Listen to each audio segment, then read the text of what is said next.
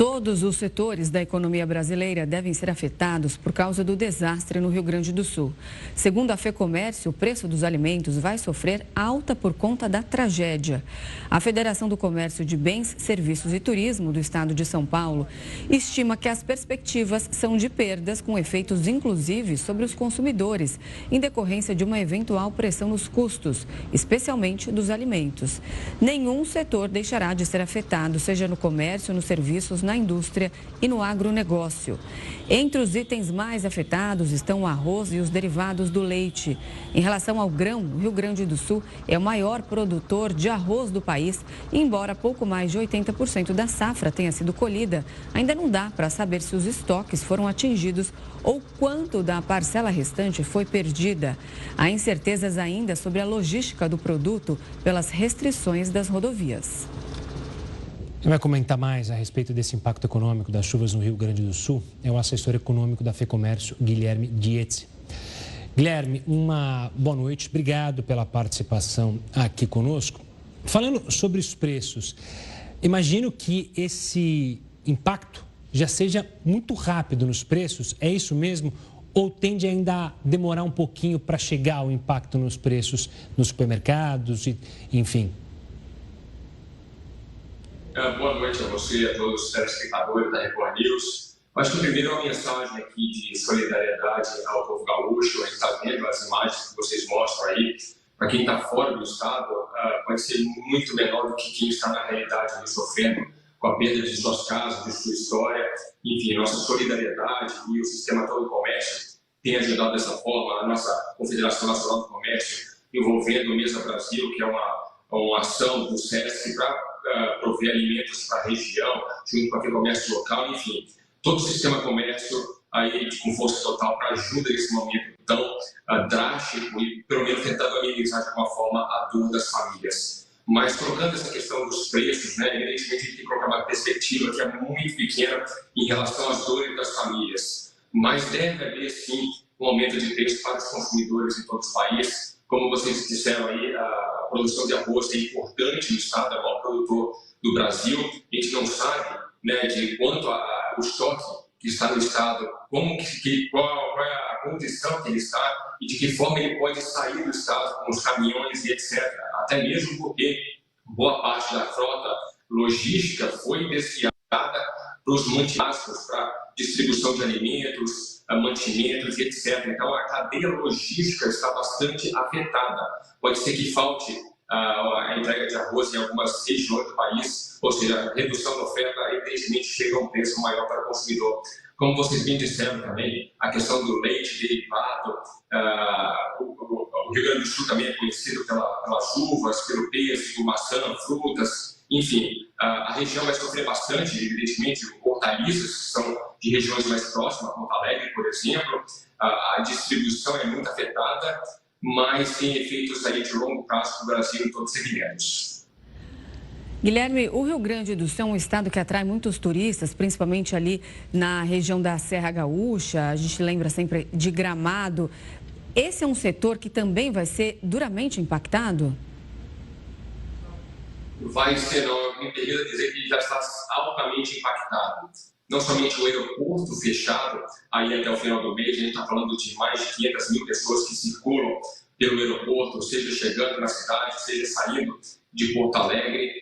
Essas regiões que foram afetadas, Gramado, Canela, a gente não tem a dimensão completa dos impactos aí dessas enchentes nessas regiões, são regiões mais elevadas, então o escoamento foi muito mais para a região central de Porto Alegre, aí na região metropolitana, mas é um ponto importante, que é o seguinte, eu vi algumas imagens desses dias, por exemplo, de uma locadora de veículos, com os veículos completamente submersos, Evidentemente que o empresário vai haver dificuldade de restabelecer uma frota, por exemplo, mas será que aquele funcionário que trabalha naquele local teve a sua casa atingida, ou sua família, que condições que esse funcionário voltará ao seu local de trabalho? Então, a gente não está falando somente de perda de negócios, ou seja, redução de faturamento.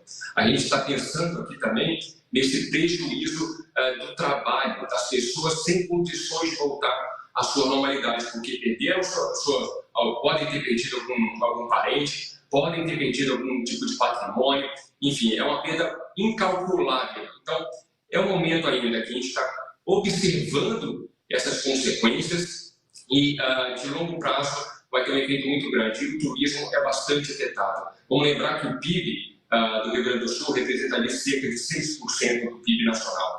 É uma parcela importante, tem um impacto na cadeia logística, não somente no turismo, mas na produção de aço, por exemplo, que é um insumo importante para a indústria de eletrodomésticos, para veículos, construção civil e assim por diante. Eu queria só voltar um pouco da agropecuária, porque a gente pensa no curto prazo, mas o Rio Grande do Sul ele é importante na produção de trigo, de soja, entre outras commodities. Será que o terreno estará apropriado para a safra seguinte, para 2024 e 2025? De que forma a gente vai entender isso? Ainda tem muita dúvida. Quer dizer, pode haver um impacto ainda muito forte no futuro, aí porque a gente não tem a direção completa dos impactos sobre as famílias, sobre as casas, sobre as cidades, sobre a questão, por exemplo, de energia elétrica, do restabelecimento de energia elétrica, não somente para as casas, mas para as empresas. Então, há muitas dúvidas aqui, é importante colocar essas questões